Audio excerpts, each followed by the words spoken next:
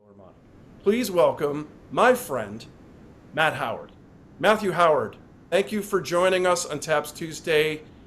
I am so happy to see your face. Your smile is contagious, and I'm already in a better mood. So, yeah, stop doing that, please. How are Okay. you? Oh, dude, I'm doing good, man. Yeah? Um, yeah, man. Thanks for having me. Yeah, pleasure. You alluded to the fact before we invited everyone in that you're slammed, quote, slammed at the moment. What are you slammed with? What's going on? Um, well, yeah, it's they just Dudamel doesn't really get here until like the end of the season. Really, he starts us off at the beginning and then kind of does his thing because he's now with Paris Ballet, and then comes back at the end here and we kind of just get slammed with a whole bunch of stuff. But we're doing this Gen X festival. So it was basically the first week of this, which was 2 weeks ago. We had a two-program week, first of which was a complete new music thing curated by Tom Audis, who, you know, a ton, as you know, comes with the territory with the contemporary new music with just massive setups, a lot of notes, very experimental stuff, but it was cool. Yeah. And then the second half of that was doing like Crigliano Symphony 1, an Angie Norman piece, all within basically like a rehearsal and a half, and with had all the composers there.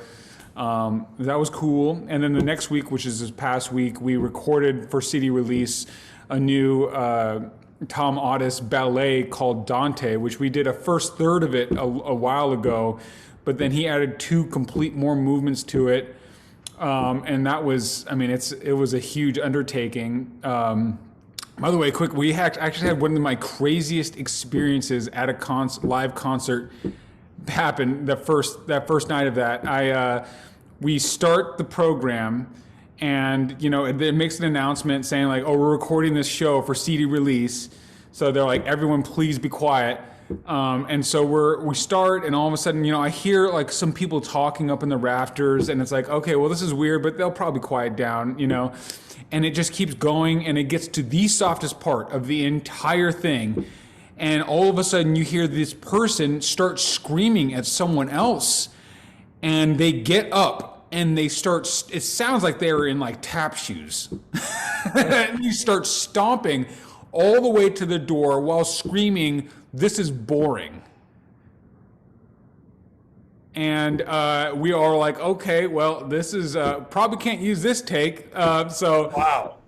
So we get done. We're talking about that. We start the second half of the program, and we're all sitting there, and they're about to hit the button to say, please turn off your cell phones, all that stuff. And all of a sudden, you hear this loud noise going up in an explosion, and it sounded exactly like a bottle rocket. And everyone kind of ducks, and people start screaming. And we just look around, and all of a sudden the voice comes in. It's like, please turn off your cell phones. And apparently the button right next to that button is a bottle rocket sound. And someone What? pressed that button. Oh my God. Ouch. It was a very cursed concert, man. But we got some good takes. It was dude, that piece is absolutely amazing. I posted we used that massive gong drum. It's like a 72-inch gong drum, and like, and some crazy Glock writing, and the timpani stuff. He was like surrounded by like 8 timpani and like 3 rototoms. It was crazy, but it was This really is cool. this is the Thomas Addis piece? Thomas Audis piece. Yeah, it was really Yeah. cool. Yeah.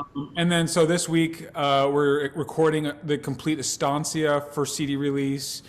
And then of course, the throwaway piece we're just doing Rite of Spring. So, that's That just plays itself. basically plays itself. That's a piece of cake. Yeah, piece Yeah. of cake. That's a walk in the park. So, Yeah. so that is a lot, and explain to everyone, just in case they don't know, why you'd be even more slammed as a principal percussionist than any other musician in the band. Well, I'm the one that has to organize all these setups, the assignments, the logistics of how things are moving, even just the sound choices, just, knowing what sounds, working with, especially for this new piece with the Tom Audis piece. I had to work with him a bunch on all these sounds, just getting everything dialed in. So it's a lot of work on the side, not just straight up just playing this part, which is a lot of work in and of itself. But sorry if the dogs are barking. That's all right. Yeah, I was gonna say you're doing all that logistical stuff before you even get to practicing. Yeah, so, I'm sorry. They're going absolutely crazy over there. Yeah, I know. All that logistic stuff, it has to happen way in advance just because people need to straight up learn their parts. So on top of that, but just the stage needs to be set up properly. Like, we need to know if the benches behind us, because the benches, the lofts can be removed. So sometimes if we don't have enough room or whatnot, they need to be removed. Yeah. So Yeah, man. Hey, Matt. Obviously, it's really exciting that the LA Phil does all these new music initiatives, and I feel like they've gotten it right in terms of like building a new audience, staying current, and balancing that with the standards, the classics. Would you agree with that? I would agree with that. I mean, they have very well integrated it into a ton of new music stuff in the beginning, and then closing with like a Beethoven symphony or something like that. So it's crazy because we do a Green Umbrella series that Bill Kraft started, which is basically all this new music stuff, and it is very well attended. There is a huge following for this here. And we play some really cool things. And like just this past one, we played with a violinist named Pekka, who was absolutely incredible. He just made this like seamless little concert where he improvised with him and a singer, and we kind of played pieces in between. It was basically like a seamless concert, and it was pretty epic. And it closed with Tom Otis and Pekka just kind of improvising with each other. It was pretty cool. Man. Sorry, Thomas Otis what does he play? Is he a pianist? He's a crazy pianist. Oh, wow. And also, he used to play mallet percussion when he was younger. Oh, no way. Yeah. He's like the largest man I've ever seen with the deepest voice. So I wouldn't want to get anywhere close to that guy. But he's very intimidating from the podium, right? He is, but I mean, he is like the nicest guy. But Yeah. he does have like, I don't know, it is the craziest low voice I have ever heard. So yeah, it's like he smoked 3 packs of cigarettes and downed a whole bottle of vodka every hour, every morning, every hour. Yeah, every hour. So yeah, I think that it's important to note. I'm really impressed with the LA Philharmonic. I think obviously they're in a good financial situation, and part of that is the genius of them owning both Disney Hall and the Hollywood Bowl, and we know that real estate is quite valuable in Southern California. And I guess to that point, the elephant in the room is you guys have an audition coming up, and it's for section percussion, assistant timpani. I think I've been hearing since I got my job about how, the industry is contracting and classical music is dead and the audience is graying. And so, meanwhile, in the face of orchestras contracting or not hiring new percussionists, you guys are programming new music, building a new audience, and you're adding a percussionist and assistant timpanist to your orchestra. How does that happen? Well, first off, Joe has been wanting this spot and been working with management for years about this. And it just so happened that it worked out because there was an open viola chair that had never been filled. There has just been open. And so we just decided to say, you know what, it's fine. We've been doing okay without it. Let's just add that instead of just replace that into an assistant timpani spot. And, for the amount of stuff that we do, I mean, it is just absolutely necessary just to have someone else on board here. So, yeah, we luckily swung that. So Joe's really good at negotiating that stuff. So yes, he is. Yeah, I mean, it's amazing and it's exciting, obviously for you guys, but for the orchestra and for a bunch of auditionees who have a big job to look forward to. I noticed that the list that you guys came up with is significantly more manageable than your audition. yeah. So walk us through that a little bit. I mean, I'd also love for you to talk about and maybe you'll get to this. My feeling, my opinion is that sometimes these lists get so daunting. And I know, speaking personally, I had to spend, 60% of my time just learning new mallet licks, because so much, so many of these auditions are throwing as much sort of contemporary literature. And obviously it's important, but I just kind of wonder if maybe this list, which is obviously timpani centric with a lot less percussion, is sort of thinking the way that I'm thinking about it. It's giving an opportunity for people to demonstrate their musicianship without being inundated with like basically 5 term papers that are due on the same day. Well, yeah, I mean, the whole thing is like, we know what we want to listen to. I mean, if the people that do have the list, there is an error that I caught in the list with 2 excerpts that were pretty obvious, but we just had to, the Rite of Spring excerpt and the Firebird excerpt, or they didn't have the right thing. And it's like, why are you starting here or ending here? But it's like, the main excerpts. But yeah, it's just like, at least from my audition, what I heard from Jim and Joe and Perry's experience was like all of the hard stuff with all of the ton of notes that I had to learn wing on wing, the solid and marimba parts, all these things, every wood could play. That wasn't a thing. And it's like, also, it's like, what are you really finding out about the player? It's like, first off, the committee doesn't even know if you're hitting the right notes. Yeah, okay, you can tell time, but you can't really tell musicianship that much. That stuff is more found out, I guess, on the job. And so we decided that we would like to find someone that has a very good sound on timpani. That is like going to be pretty much the main focus, because I mean, that's a huge thing here. It's like when Joe's not sitting in that chair, there needs to be someone there that, Gustavo can really trust, that the orchestra can really trust in that chair, but also can come over and can also, slay it on accessories or, whatever, Yeah. But it was just going to be very timpani focused.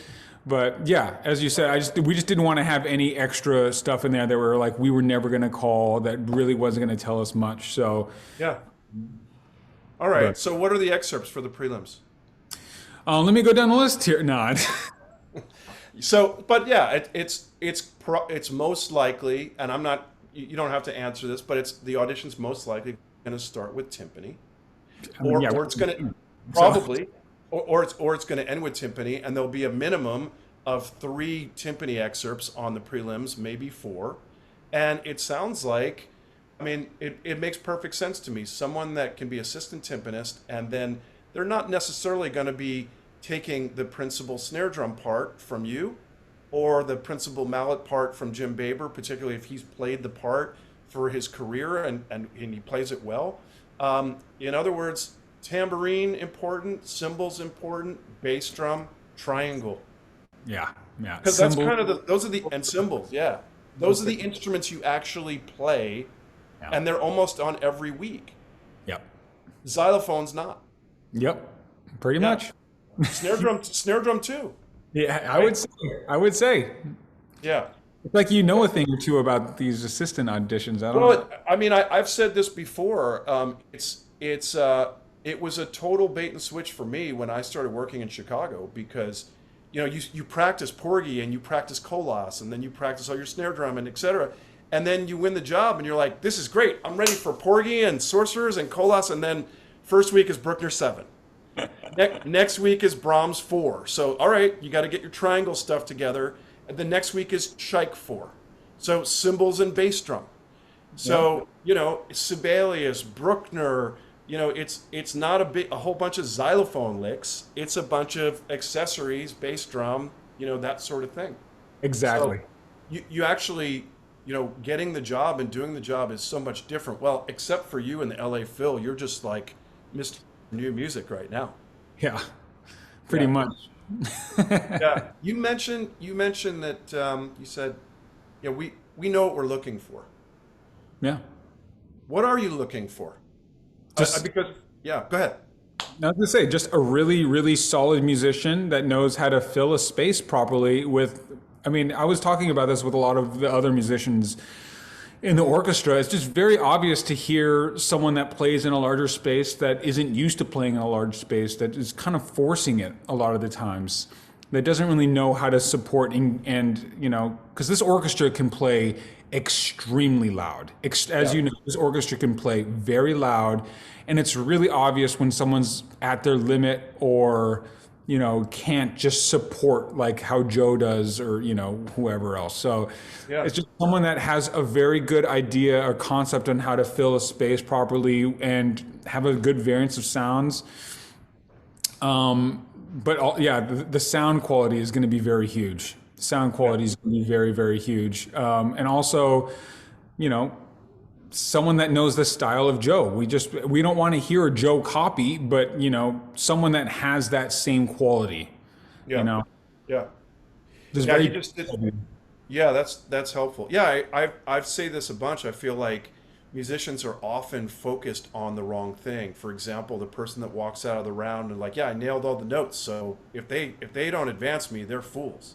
But actually, the bigger and better the orchestra, the more they're looking for something well beyond the right notes, right? No.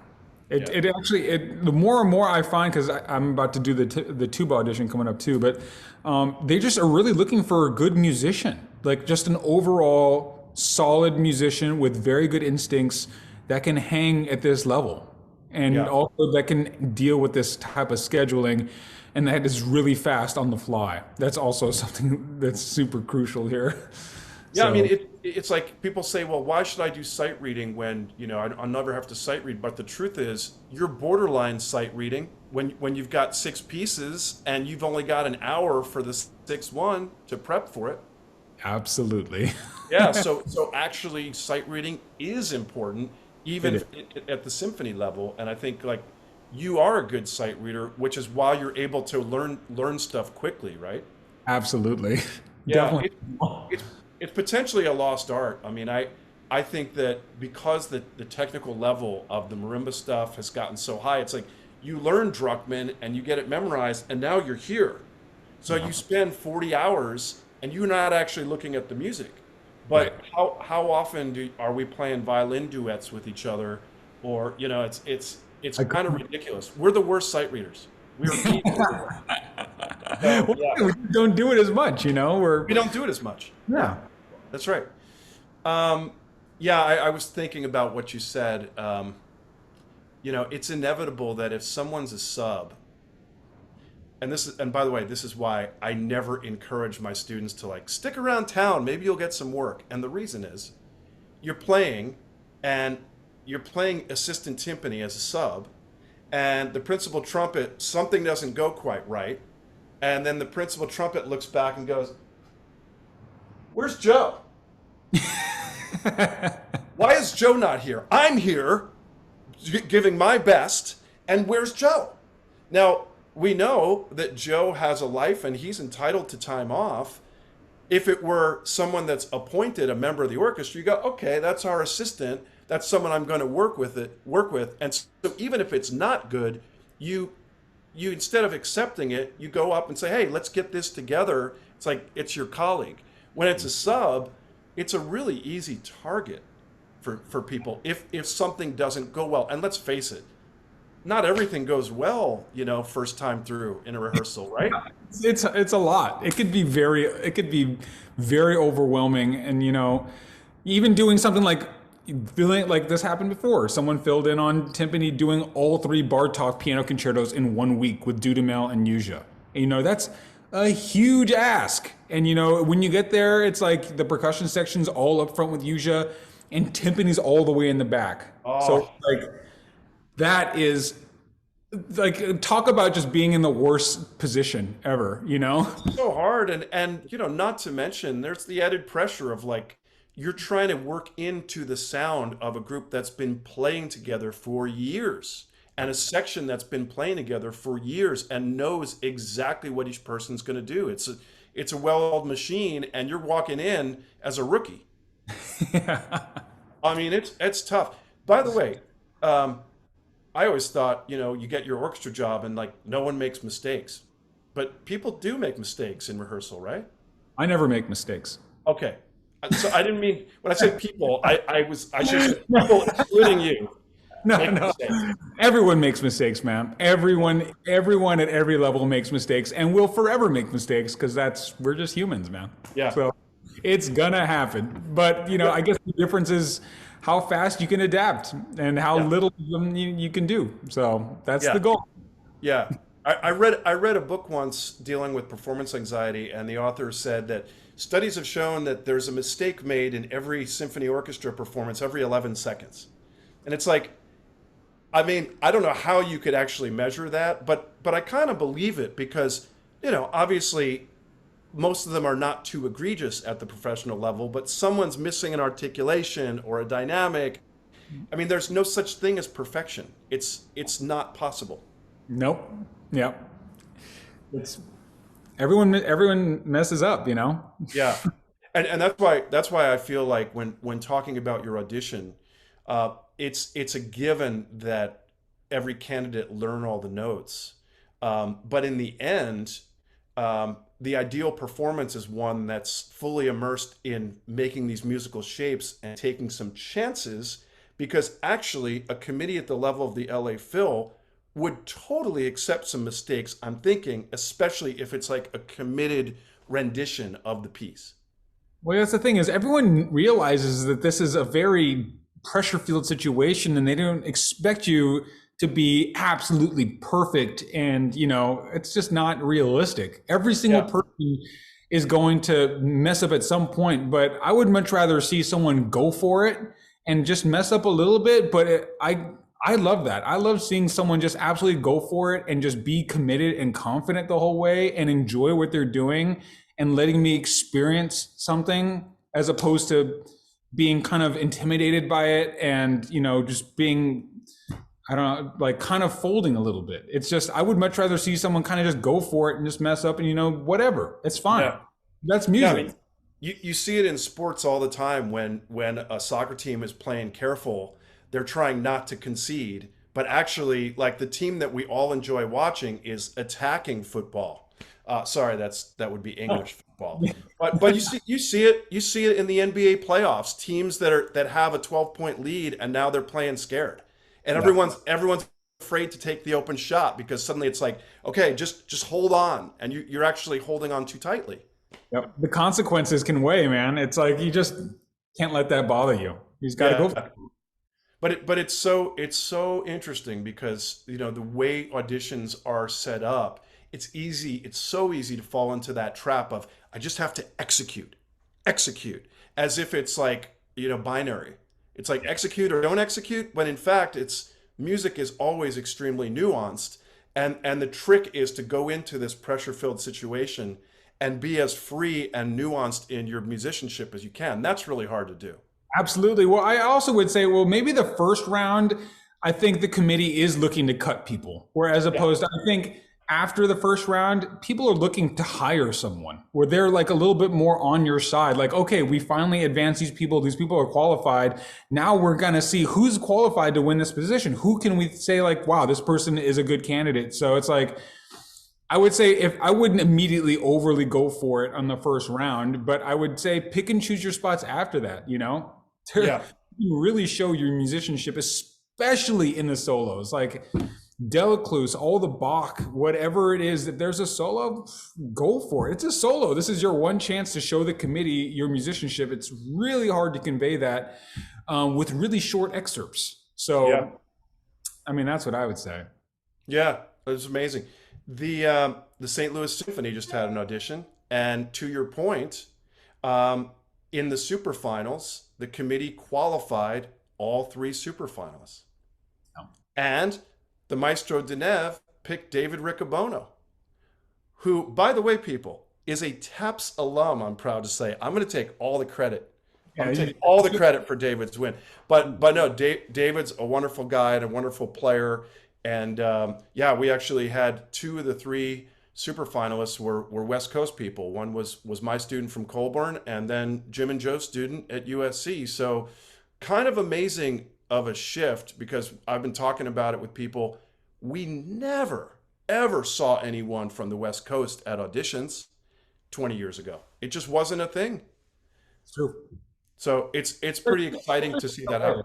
Especially from LA. There was like this huge gap here. That's right. That's right. Sometimes it was folks from San Fran, Yeah. but never LA. And I think that yeah, the focus and the shift in balance is changed a little bit. So that's really cool and exciting for David. Wow. I would say. Yeah.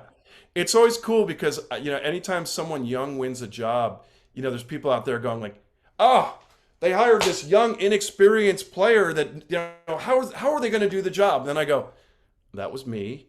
That was me. That was Matt. That was you.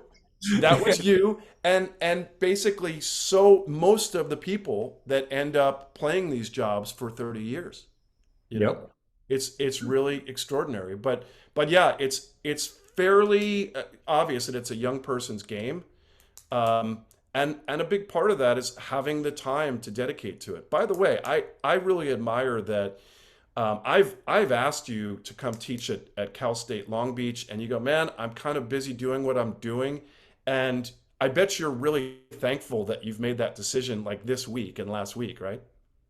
Man, yes.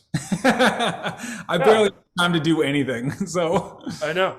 I get it, and I think that that's pretty much what's required for being a great artist and principal percussionist who's doing all the administrative stuff. So bravo to you, man. thanks, man. Actually, funny enough, coming up. So next week we're doing Rite of Spring this week, but next week we're doing Petrushka and the Complete Firebird, but on top of like multiple commissions that week. And then to close off, we're doing a 3 program week with some other Latin composer commissions, another whole thing with songs with Janai Bridges, and then we're going to the bowl and then doing a John Williams new work. Let's see, a set with Gwen Stefani, and oh yeah, I'm doing Escapades with Branford Marsalis. So No way. so there's some stuff coming up for all of us. So You're playing vibes with Branford. yeah, it's gonna be That sick. is so awesome. That is so heavy. Okay, what's the date of that? June 3rd, man. I'm there. Yeah, sick. I'm all over that, man. I love Branford. I love you. So I want to come hear that piece. That's a beast, and you're gonna slay it. We know that. Oh, I can't wait, man. Yeah. Oh, that's amazing. June 3rd. Okay. Now you're not teaching. You're not affiliated with a school, but you are going to be giving a class or two at the Taps LA Music Festival. So I'll start and tell you what I'm thinking about for my classes, and then the class you gave last year was amazing. It's our most watched YouTube video for Taps, but in watching the tapes, and to your point about what's really required in the orchestra, I've got to do an accessories class, right? Because I just see everyone can slay Reflections on the Nature of Water. And if not slay it, do something that's really impressive, or play something of the like a con variations. And then when they get to tambourine, they can't go da digga da digga da digga da digga da, or sometimes people try and muscle it out and it turns into da da da dee da da dee da da dee da. Now I'm dancing like Latin style, and I feel like it's on one hand people go, oh, it's so basic, I can get that, but in the end, speaking of the end of an audition, it's tambourine, cymbals, bass drum. So, and I do feel like there tends to be a disconnect for people, and I can speak to it myself. I was working on the marimba stuff and the xylophone stuff, and when it came to cymbals, I was like, I'll get to that. You start realizing that's what it's about. So that's going to be one of my classes.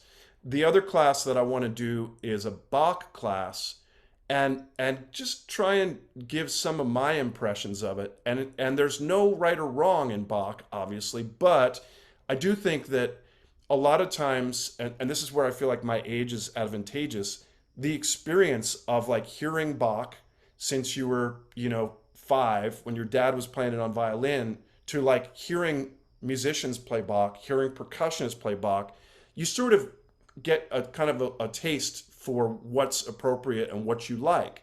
In the same way that like I know exactly what hazy IPA that's within a 15-mile radius from here that I like. I mean, it's just like 21-year-olds don't know that yet. It's I mean, true. unless they're really, really good drinkers. But we hope they're not. You know. So anyway, that's the other class I want to do because I hear a lot of people that are making what I see as sort of like idiomatic errors in terms of interpretation, and it kind of goes without saying if you haven't lived it, how do you suddenly show your life experience? And I think that's the paradox of what we do because it is a young person's game, but we need some of the more experienced people to say, I like this. I like this, Absolutely. Like I think you want a hazy IPA, the Modern Times Orderville is like that's what you should try. All right? Like start there and then develop your palate from there. You know what I'm saying? speaking of, they just closed down their tasting room in downtown, which I'm kind of sad about. But yeah, So did McKellar. Do you ever go to McKellar? no. Ah, that Look, was that. luckily, that little drinking spot below Colburn is still there. So that's my Oh, you go to Tony's? Tony's. Yeah. I'll see you at Tony's. Um, yeah, yeah. All right. So now you're on the spot, Matt. What do you think? What do you think's worth covering? Like if for instance you said, "Hey, all right, guys, let's play," and they go, "No, we don't want to play. We want you to present." So, what would be some of the things you'd want to talk about? Well, I could do a couple things. I don't know what sounds more attractive. When you said accessories, would it just be tambourine, or would it just be cover all accessories? Man, you do cymbals. I love the way you play cymbals. I mean, I love the way you play everything, but yeah, a uh, tambourine, triangle, bass drum. Like if you wanted to do cymbals, that would be cool. It probably wouldn't. It would be cool for both of us to do a little cymbal thing because clearly we do it differently, and it works for one of us. I'm not going to say which one. um, but yeah, I can just kind of just play down a whole list of mallet excerpts too. that would be kind of huge. Do that. But actually, yeah, I think if we found struck the right balance in which you're doing some playing and the students are doing some playing, I think that's the best. But yeah, it's great to hear your touch on the mallet instruments is I think it's important for people to hear that in person because yeah, it's kind of like next level. Um, it's also interesting to hear you play cymbals because you basically say, yeah, don't. There's no reason to play them super loud and overwork them because it's a loud instrument and playing it as a solo in an audition, you don't need to play an orchestral fortissimo. You need to play like a mezzo forte and a half or something, right? Yeah, pretty much anything over mezzo forte, the whole panel's just like. Yeah. Like no one's going to hire you because you have the loudest cymbal crash, right? No. Yeah, that's a hot take. Um, so yeah, okay. So we'll dial up exactly what that is, but yeah, I think you doing some mallets stuff would be pretty happening. Although we've got to weigh in with Andres and see what he's going to do percussion wise. And then there's George, and George is pretty good at mallets too. They're both pretty good at pretty much everything. Man, we got problems here. All right, I'll just do triangle. I'll just do triangle. Everyone can do everything else. Triangle now. Okay. Hey, we're here with the indomitable Matt Howard, and we're going to be giving away some drumsticks in just a couple of minutes. Matt Howard's signature line, my signature line. I think it'll be the Ted Adkats one this time around, but you never know. Maybe Vic Firth will throw in some extras. We'll see. I have to mention at this point that TAPS is a full fellowship festival for our 8 fellows that are going to be joining us. We do concerts in the community and we do outreach in the community. We recently just partnered with the Schweitzer Learning Center, which is a high school age school working with students with learning disabilities.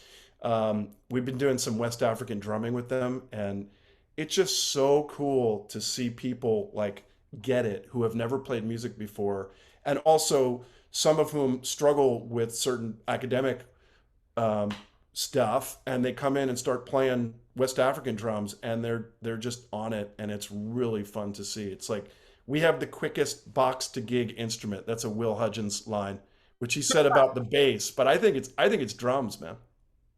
Yeah, man. But if you're in a position, any of you here tonight, if you're in a position to make a donation, we did put the link in the chat there. Any amount would be helpful. We are starting a fundraiser next week, and you'll see us on Facebook doing our fundraiser. We are looking for someone to match up to $10,000, which is fun because anytime you give $1,000, the match gives $1,000. So anytime you give $1, the match gives $1. So anything that you give next week will be matched, so long as we do find our match donor. So thank you all for your support. All right. So Matt, how are you? You're not hitting the golf ball right now, right? I haven't played golf in a little bit, man. I've just been in the shed. I haven't even, this is the most daylight I've seen in the past like 2 weeks here. So, Why are you not practicing right now? well, it's funny enough because I was just practicing. So in other words, if you miss any notes this weekend, it's Tap's fault. On you. Okay, good. Next round of golf on me. Explain why your fascination with golf, and help us like to find the similarities for it between golf and percussion, and how your mind works through both of the problems of golf and percussion. I mean, dude, first things first, I think it's great for people to just have hobbies outside of music. I think that's very healthy. And I think people should really focus on something like that. It's just good to not go full in on the music thing and kind of just be generally somewhat happy. But I will say golf actually, just like any other solo sport, is just going to kind of help you out with just the overall mental side of things. And you just begin to see parallels of just like, how you are as a player or an athlete or whatever, and what your strengths and weaknesses are, and how you deal with them in the moment. And it's all very deep, but also there is, a lot of the physical side of golf is pretty identical to drumming. The same thing with tennis. There's a lot of similarities with just body motion, and same thing can go with basketball. There's a lot of similarities. Pretty much every sport there's similarities. Yeah. But yeah, mainly golf. All these like solo sports, they're huge. And I started reading a golf book, and next thing you know, I was like, wow, this is unbelievably similar to a lot of things that I've been taught. And it's just like reading how golf or any of these other sports are taught, and just saying, wow, this is like what they're focusing on, and what makes these people be very consistent at a very high level under pressure, with like $1 million on the line, and not just like, whatever we have on the line. And yeah, it's crazy. I mean, just to think about all these people in like solo sports, or just say golf, because that's the thing that I know. It's like these golfers that are trying to be up and coming sound exactly like what we do. They travel all by car together. They all cram into a hotel room together. They save, they grind all the way through just for that opportunity to win.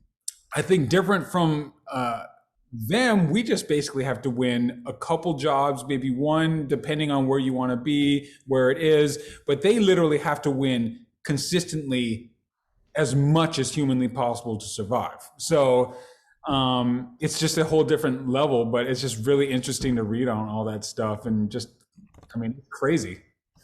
It's it's kind of amazing the risk involved with taking on being a professional golfer. It's like, yeah, sometimes people go, yeah, I don't know if I want to, play those odds of becoming a percussionist in an orchestra. It's like, try being a professional golfer. I mean, how many amazing scratch golfers are going to Q school, are on the tour already, and they're potentially in contention to be on the leaderboard on Sunday, and you're competing against all of them. And as you said, it's ongoing. You don't just win one and say, yep, did it. Yep. True. Amazing. It is true. Golf is a lot of like percussion. It's like a lot of there's some analytical thinking, there's some problem solving going on, right? Well, yeah, because I mean, just like with percussion, it's like, or just music in general, there every day is not going to be the same, and there's some days you feel good, some days you feel bad, and it's in the end of the day, you have to still perform your best.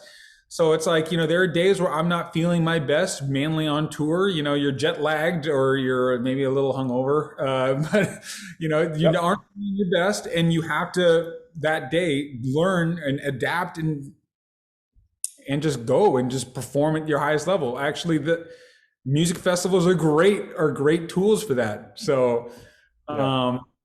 just learning to just rise above, man. It's really it's something. What music festivals did you attend, Matt? Um, let's see. I did NRO, Verbier, and then Tanglewood. Mm-hmm. Yeah. Always wanted to do Music Academy, but I think I ended up getting into Music Academy the same year I got into Tanglewood. Yeah. Conflicted. So Yeah, that's a tough one, but I'm gonna say you made the right choice, only because I attended Tanglewood as a student, and that, as you said, I mean, after doing that, I felt like I could conquer the world. It was kind of amazing, that experience, and I bet NRO's a little bit like that too, because you're playing so much repertoire. yeah, that was more like an intensive, man. That was, you just go through so much rep consistently. You're up in Breckenridge, which is almost like 2 miles up in the sky. A beautiful little town. They put you up in these little ski loft things, and Yeah. I love that place so much. But you are worked. You are worked hard. Yeah. There's Oh yeah. no whatsoever. You don't have a teacher. You don't have anyone there. It's just the musicians, and you just have to play. So Man. Talk about learning on the job. That's intense. I would say, actually, that's the first time I met Dan Florio, who's in Dallas, and Michael Linville. They both played in the Breckenridge Music Festival, which also goes along with the NRO.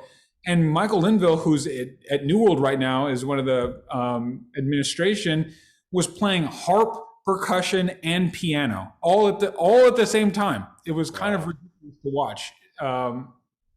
And then Dan Florio just kind of blew my mind with how well he played everything. So Yeah. it was a great hang, man. That is really amazing. I didn't know Dan was there. Yeah, and Michael, I didn't know that he was still playing percussion. That's great.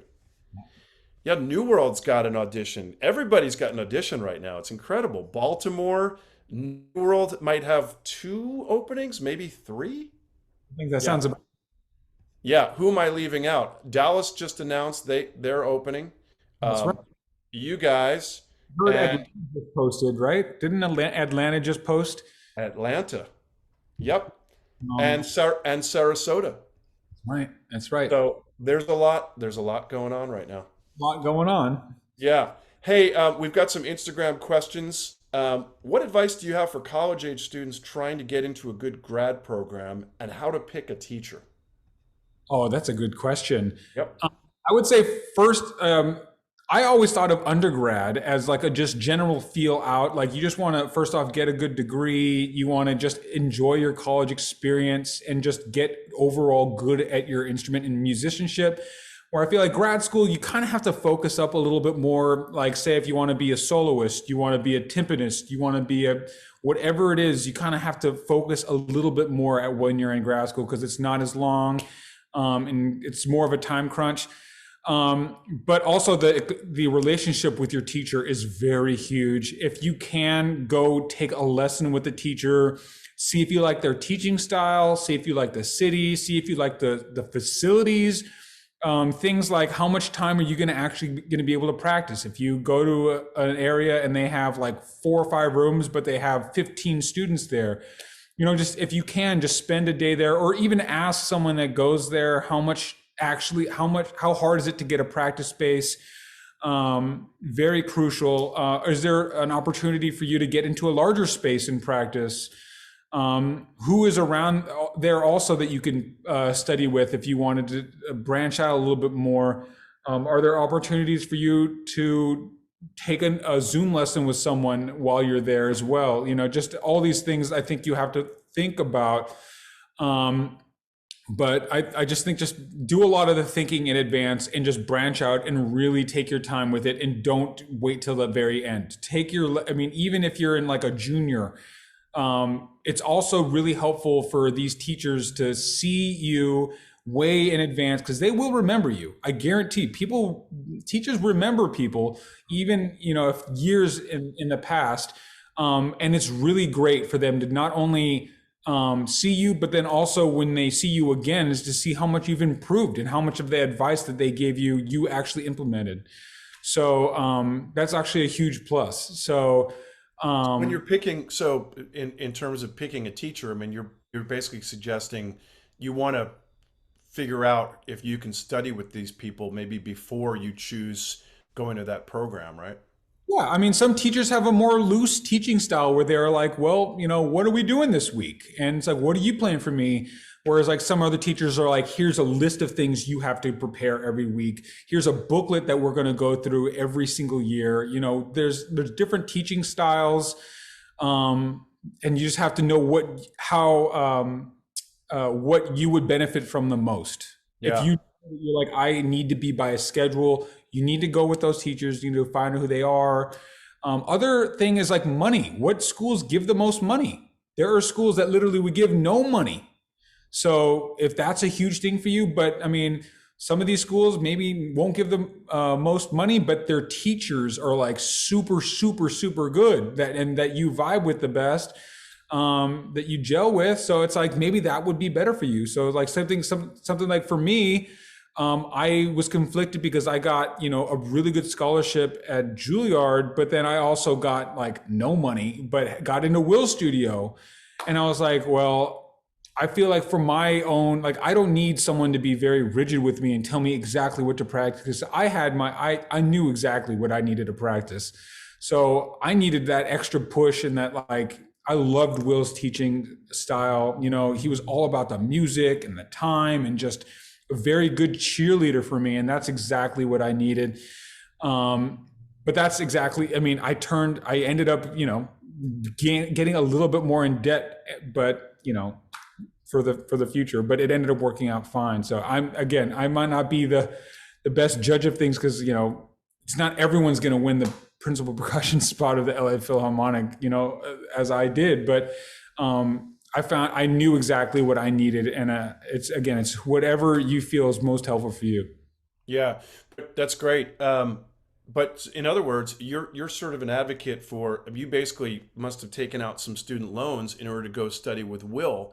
So you spent more money than you had to, but you felt that this was going to lead to success much quicker than going elsewhere where they were giving you the money. And I bet those student loans are paid off, bro. They are, luckily. The other thing is also what the school focuses on. So I also knew Juilliard had amazing players, amazing teachers, but it was a little bit more new music focused, I felt, where there was a lot more chamber involved, where I knew that if I went to NEC, it was orchestra. It was orchestra all the way, and I was going to be surrounded by people that just wanted to do that. And I was like, I knew I would thrive in that environment. Yeah. Yeah, that's great. Yeah, that's great. All right, two more questions, Instagram questions. What changed for you when you started making finals and won your job? What changed for me? I guess you must have changed your habits, your practice, your preparation. So what was the big change other than it just started happening?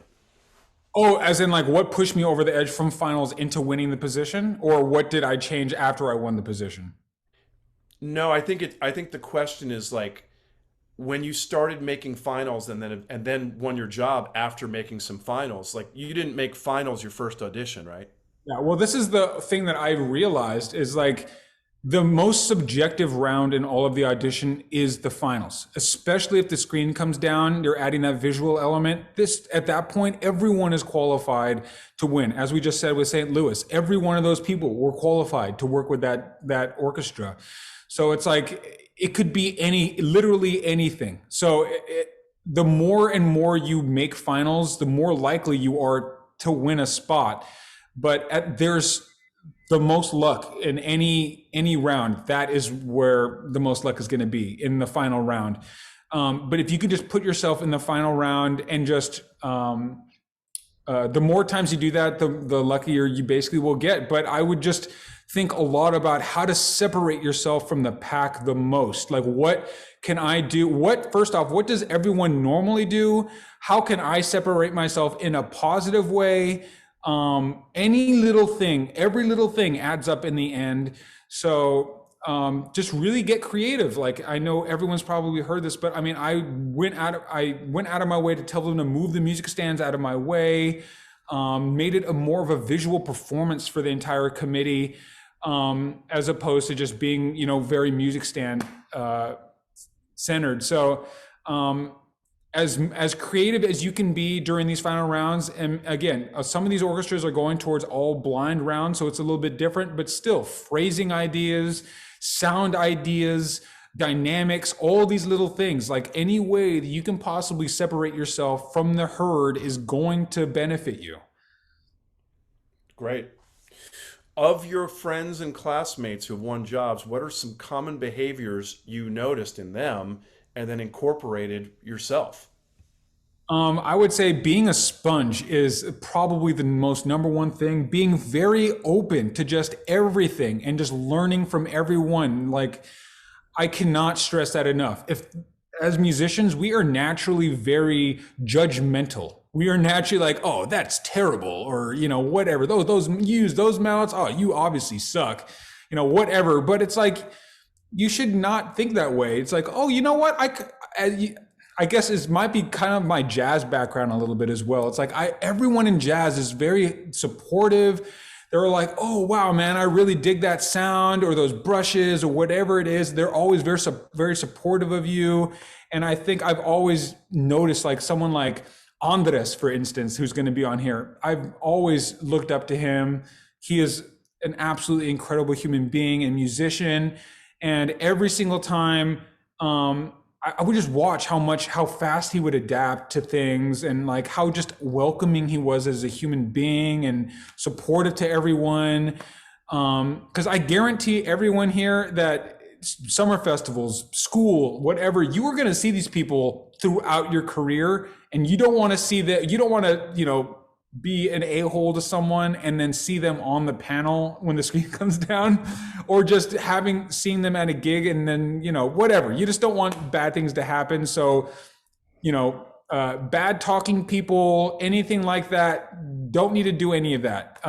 Just be very supportive of people, and just be a sponge. Even if it's something bad, just learn, say, you know what? I now know what not to do, or I now know what I want to do.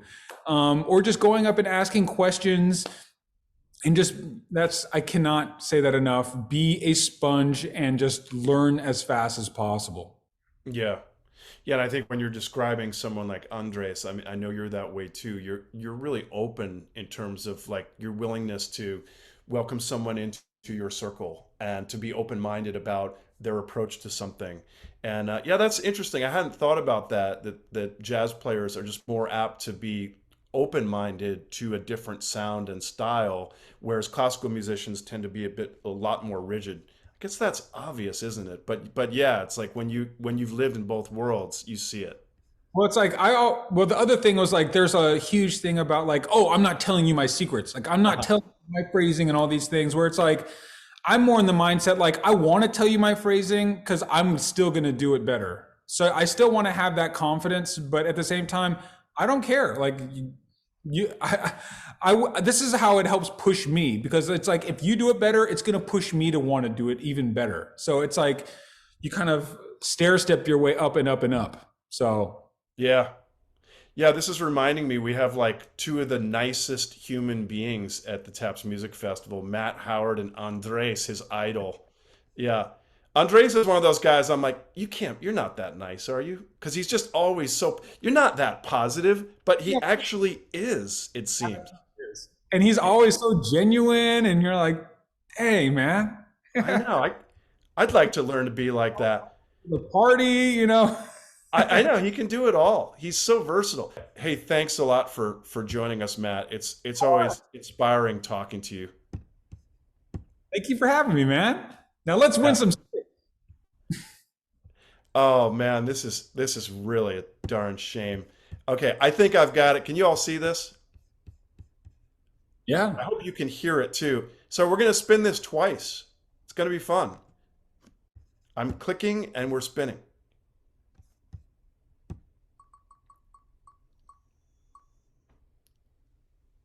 Oh, Mike Tetralt just ekes out a win. Mike. Mike, congratulations. Thank you for joining us today. That's Yeah. awesome. Hey, Mike, would you please put we probably have it, but if you would, just put your email in the chat thread. Or you can also message us at Ted Atcott's percussion seminar. But just so we can get your address and make sure we get signature sticks by Matt Howard, Vic Firth, and Ted Atcott sticks. Let's spin for a second pair of both. I'm kind of rooting for Matthew Tashima because he got closed out, but it looks like it's not to be. It's Joshua Zapata. Yeah. Congratulations, Joshua. Joshua, if you would do the same, please put your information in the chat thread. And Harry, I imagine you're taking a note of that. Thank you very much. Um, yeah, Matt, I'm really looking forward to working with you next month. And it's really cool to share ideas with you. And man, it seems like we both need some more leisure time right now. June cannot come fast enough, man. Okay. Maybe we'll do a celebrity percussionist golf tournament the week right before the music festival. Doesn't that sound good? Sounds good to me, man. So the tournament consists of me and you Okay. Sounds good. and some IPAs. Just don't stand to my right. That's a golf joke, everyone. Sorry, everyone.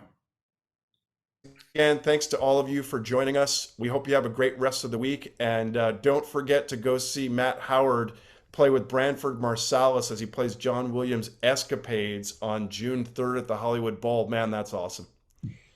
This is a celebrity we're talking to, people. Hey, thanks to you, Harry, and thanks again to everyone. And we'll see you real soon.